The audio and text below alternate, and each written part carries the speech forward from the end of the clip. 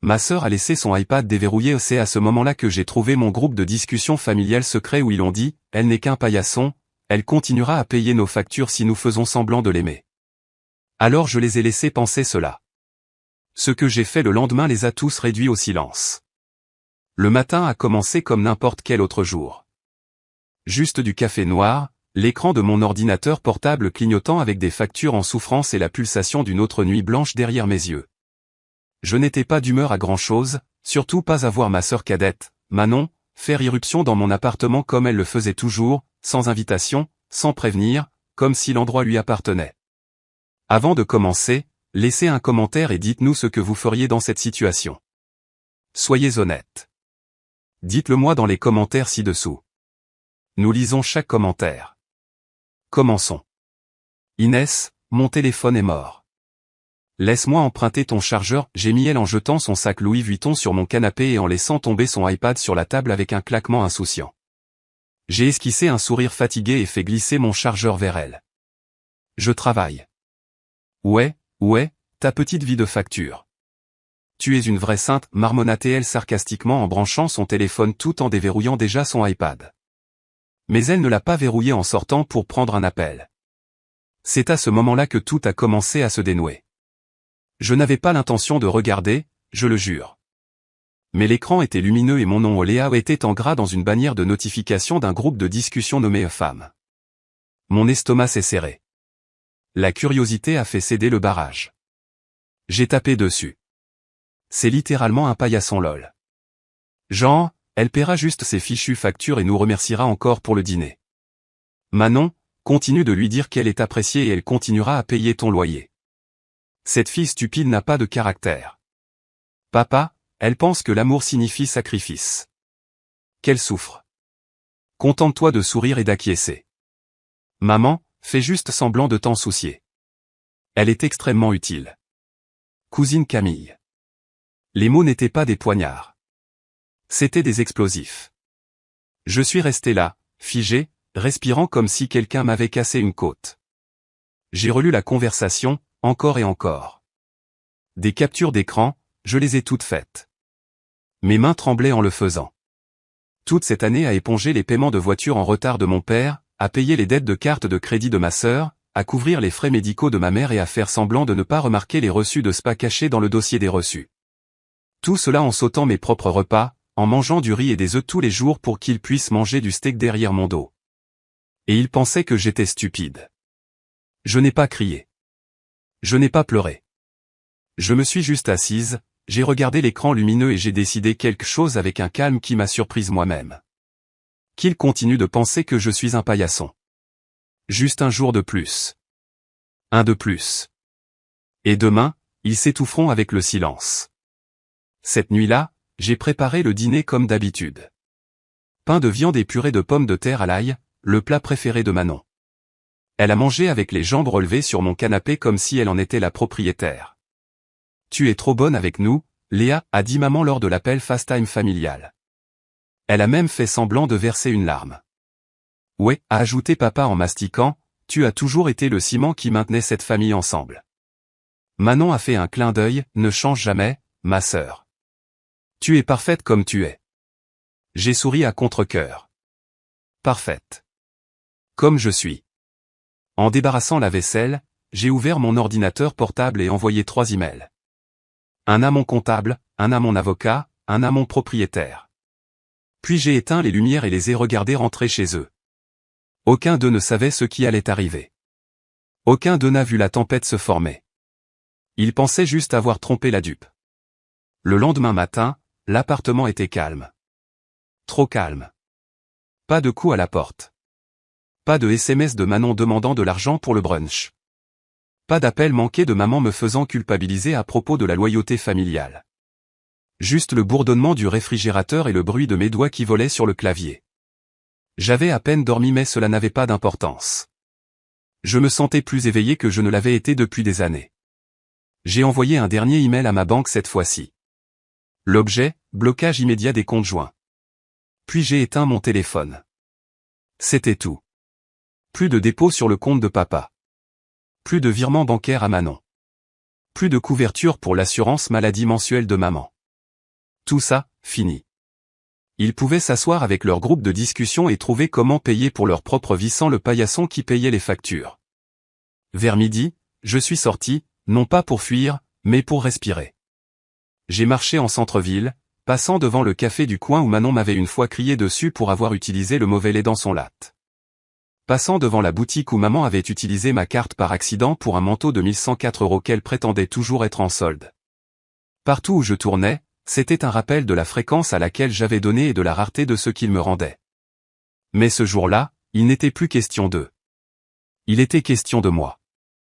Je suis entré dans le cabinet d'avocat de Catherine Monnier, l'avocate la plus impitoyable de la ville, et j'ai fait glisser la pile de captures d'écran sur la table. Elle a parcouru les messages puis a haussé un sourcil. Je suppose que vous êtes prête à arrêter de payer pour l'existence de ces personnes? Je n'ai pas seulement fini, ai-je dit. Je veux que ce soit par écrit. Je veux une rupture nette et je veux que tout ce que j'ai payé soit documenté. Je veux déposer une demande de restitution civile s'ils s'en prennent à moi. Le sourire de Catherine était fin mais acéré. Oh chérie, vous êtes au bon endroit.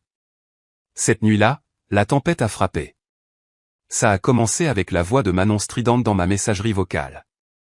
Léa, qu'est-ce que c'est que ça? Ma carte a été refusée chez Zara. Le paiement de la voiture de papa est revenu impayé. Et maman dit que son ordonnance n'est pas passée. Qu'est-ce qui se passe? Puis un SMS de maman, chérie, y a-t-il une erreur avec la banque? Le compte de ton père indique 0. S'il te plaît, arrange ça.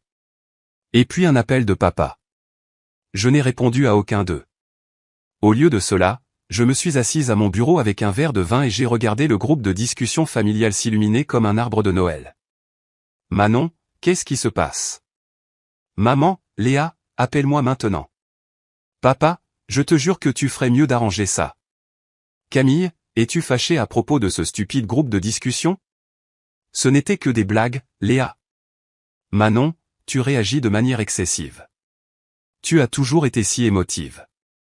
J'ai regardé leurs messages un par un.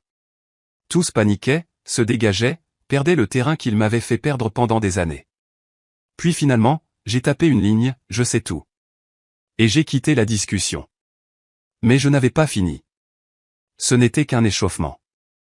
J'avais besoin qu'ils ressentent le silence, qu'ils vivent dans l'absence de la femme qu'ils appelaient utile. J'avais besoin qu'ils expérimentent une version de leur vie sans moi. Le lendemain matin, j'ai pris un jour de congé et j'ai conduit jusqu'à ma maison familiale. La maison que j'avais pratiquement payée. La même maison où je dormais sur un canapé lit juste pour que Manon puisse avoir la seule chambre d'amis. J'ai sonné à la porte. Personne n'a répondu, alors j'ai utilisé les clés de secours toujours cachées dans le même faux rocher à côté des marches. Je suis entré dans le salon et me suis assise à la table à manger, exactement là où mes parents organisaient ces soi-disant dîners de famille où ils me souriaient en face et s'envoyaient des SMS dans mon dos. Et puis j'ai ouvert la valise que j'avais apportée. À l'intérieur se trouvait chaque reçu, chaque relevé bancaire, chaque document prouvant que j'avais payé plus de 89 240 € pour cette famille au cours des 5 dernières années. Et avec cela, j'ai disposé les dossiers proprement sur la table. Quand ils rentreraient, ils verraient tout. Pas d'arguments, pas de cris, juste les faits et une seule note scotchée au mur, j'étais votre pilier. Maintenant, tenez-vous seul. En soirée, mon téléphone affichait 46 appels manqués. Le dernier était de ma mère. Sa voix tremblait dans la messagerie vocale. Léa, s'il te plaît. Nous ne pensions pas ces choses. Tu sais comment les gens plaisantent. Tu vas trop loin. Je l'ai supprimé. La seule chose qu'il regrettait, c'était d'avoir été pris sur le fait. Et maintenant que le robinet d'argent avait été coupé, les fissures apparaissaient plus vite que je ne l'avais prévu. Le lendemain matin, j'ai eu un coup à ma porte d'appartement. Pas un SMS, pas un appel, un coup. Manon se tenait là, son maquillage étalé, les cheveux en un chignon désordonné qui coûtait habituellement 300 € dans un salon de coiffure. Je veux juste parler, dit-elle en croisant les bras. Puis-je entrer? Non. Elle cligna des yeux comme si elle n'avait même pas envisagé le rejet. J'ai dit que je voulais juste parler, répéta-t-elle, sa voix plus défensive maintenant. Écoute, je sais que tu as vu la discussion, mais tu l'as mal interprétée. Nous plaisantions juste. Je m'appuyais sur le cadre de la porte. Cette blague m'a coûté toutes mes économies. Oh, allez. Tu agis comme si nous étions des monstres. Nous t'aimons. Non, ai-je dit, calme et glacial, vous aimiez ce que je faisais pour vous. Elle ricana. Bien. Fais ton drame. Tu l'as toujours fait, mais tu reviendras à la raison. Tu le fais toujours. C'est alors que j'ai souri. Pas cette fois. J'ai fermé la porte. Plus tard ce jour-là, je me suis assise de nouveau en face de Catherine Monnier. Elle avait le dossier de plainte civile prêt. Ceci décrit chaque instance documentée où vous avez été financièrement exploité sous de faux prétextes par des membres de votre famille qui ont délibérément déformé leurs intentions, dit-elle. Nous pouvons l'envoyer formellement ou simplement les laisser le voir. Je veux qu'il le voie, répondis-je. Je veux qu'il sache exactement combien ils m'ont pris et que j'ai fini. Elle hocha la tête. Je le livrerai par coursier demain. Mais Léa, si vous voulez vous arrêter là, partez. Vous le pouvez. Je n'ai pas hésité. Non, parce qu'il ne s'agissait pas seulement de vengeance. Il s'agissait de reprendre le contrôle. Pour la première fois de ma vie d'adulte, je ne me pliais pas en quatre pour maintenir la paix. Et le silence faisait du bien. Mais le silence ne dure pas dans les familles comme la mienne. 2 nuits plus tard, ma cousine Camille a essayé de me prendre en embuscade au supermarché. J'étais en ligne, mon caddie rempli d'essentiels. Rien d'extravagant, juste de la vraie nourriture pour une fois. Pas les nouilles transformées dont je m'étais nourri pendant des années. Léa, attends. Camille a couru vers moi, sa voix un peu trop gaie pour quelqu'un qui m'avait appelé idiot utile une semaine auparavant. Elle a fouillé dans son sac de créateur et m'a tendu un sac cadeau. Je voulais dire pardon. Cette discussion, ce n'était pas bien. Je comprends et je me sens horrible. J'ai ouvert le sac. À l'intérieur se trouvait une bougie parfumée à moitié utilisée et une carte cadeau Starbucks de 9,20 €. Sérieusement? Elle cligna des yeux. Quoi? Je pensais que c'était sympa. Penses-tu que 9,20 € couvre 5 ans de manipulation émotionnelle et financière? Son visage se raidit. Tu n'as pas à être amère, Léa. Amère? Ai-je demandé, ma voix s'élevant juste assez pour que l'homme derrière moi jette un coup d'œil. Non, Camille. Amère, c'était moi qui faisais des heures supplémentaires pour que tu puisses partir en virée entre filles. Amère, c'était te regarder porter des tenues à 1000 € que j'ai payées sans le savoir. J'ai brandi la bougie. C'est pathétique. J'ai laissé le sac sur le comptoir et je suis parti. C'est là que ça a commencé. Les rumeurs. La famille s'est retournée contre moi comme une meute de loups. Soudain, je n'étais plus une sœur altruiste ou une fille loyale. J'étais le monstre au cœur froid qui les avait abandonnés dans les moments difficiles. Mais je n'ai pas reculé. J'ai envoyé le dossier de documents à chacun d'entre eux.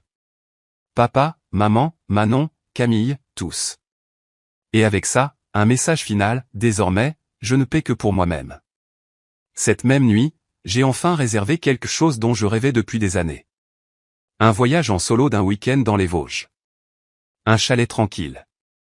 Pas de Wi-Fi. Juste moi et le son de personnes n'ayant besoin de rien de moi. Quand je suis arrivé, je me suis assise près de la cheminée, j'ai bu du café qui n'avait pas été réchauffé 6 fois et j'ai regardé la neige tomber. Pas de cris, pas de chaos, juste la paix. Mais ma paix n'allait pas durer longtemps, car pendant mon absence, quelqu'un s'est introduit dans mon appartement. Et quand je suis revenu, rien n'avait été volé, mais tout avait été déplacé. Et sur mon comptoir de cuisine, d'une écriture soignée, se trouvait une note qui me glaça le sang, « Tu penses être libéré de nous? Tu ne le es pas. » Je me tenais dans l'embrasure de la porte de mon appartement, ma valise toujours à la main, le cœur battant la chamade, en regardant la note sur le comptoir. « Tu penses être libéré de nous? Tu ne le es pas. » Pas de signature, pas d'empreinte digitale, pas d'effraction forcée, juste cette phrase griffonnée à l'encre noire bon marché sur un ticket de caisse déchiré du dépanneur du coin. J'ai scanné l'appartement. Tout était presque intact. Les coussins du canapé étaient mal gonflés. Ma tasse préférée était légèrement tournée sur l'étagère. Une photo encadrée de moi à ma remise de diplôme universitaire, la seule où papa s'était réellement montré ou était retourné face cachée.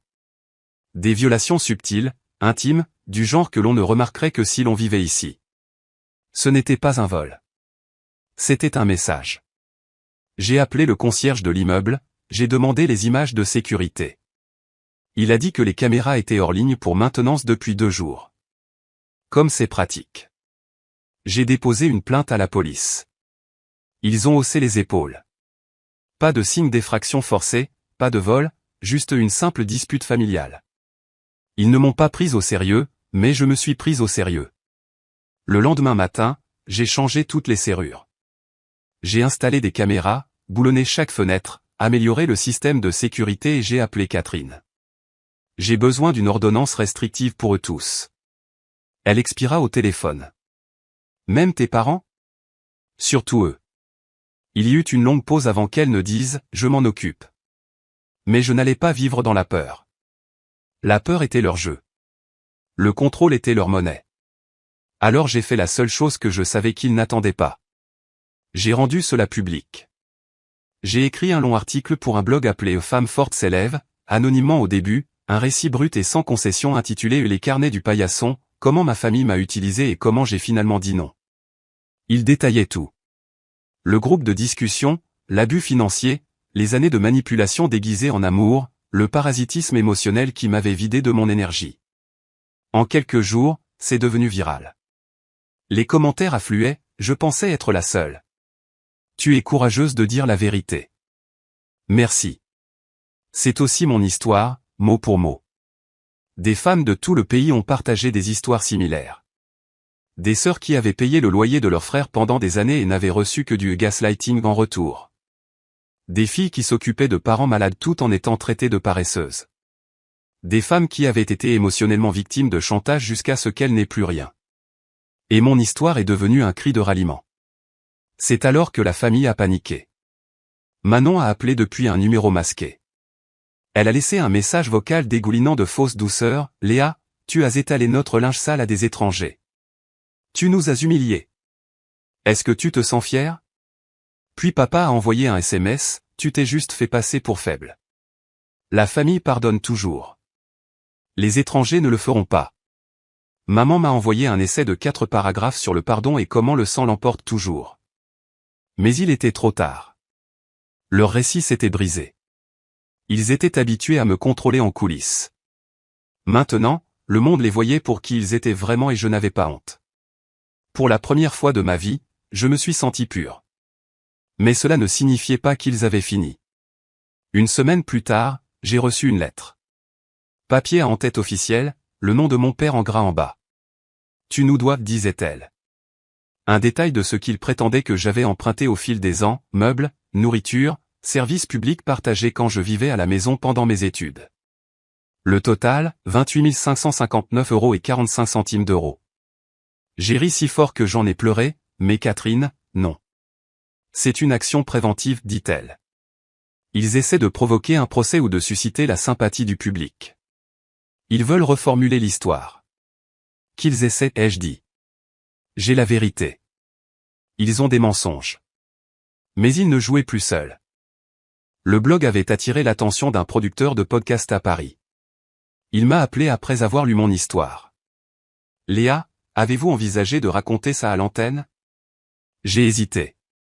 Cette histoire, elle a déjà aidé des gens, dit-il.